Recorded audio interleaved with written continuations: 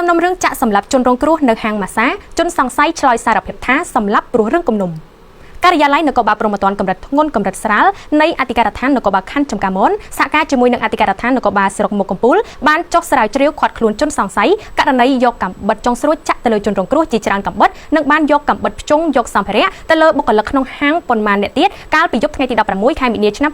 2025នៅចំណុចផ្ទះម៉ាសាយីហោ Guinness នៅក្នុងសង្កាត់បឹងត្របែកខណ្ឌចំការមនជនសង្ស័យមានឈ្មោះថាវ៉ាន់ឌីភេទប្រុសអាយុ35ឆ្នាំមុខរបរជាបុគ្គលិកម៉ាសាឃាត់ខ្លួនបាននៅឃុំរកាកោងទី1ស្រុកមុខកំពូលខេត្តកណ្ដាលបន្ទាប់ពីមានការសាកសួរជនសង្ស័យបានឆ្លើយសារភាពថាខ្លួនស្គាល់គ្នានិងជាអ្នកស្នាក់នៅជាមួយគ្នាដោយធ្លាប់មានទំនាស់ជាមួយនឹងជនរងគ្រោះរឿងពាក្យសម្ដីថាឲ្យតាក់ទងរកការងារធ្វើខ្លួនឯងទៅរួចក៏បានយកកាំបិតចុងស្រួចចាក់ទៅលើជនរងគ្រោះជាច្រើនកាំបិតនិងបានយកកាំបិតភ្ជង់យកសម្ភារៈទៅលើបុគ្គលិកក្នុងហាងប៉ុន្មានអ្នកទៀតដើម្បីយកមកលក់ស៊ីចាយពិតប្រាកដមែនបច្ចុប្បន្នជនសង្ស័យនិងវត្ថុតាងខាងលើការិយាល័យនគរបាលព្រហ្មទណ្ឌកម្រិតធ្ងន់កំពុងបន្តនីតិវិធី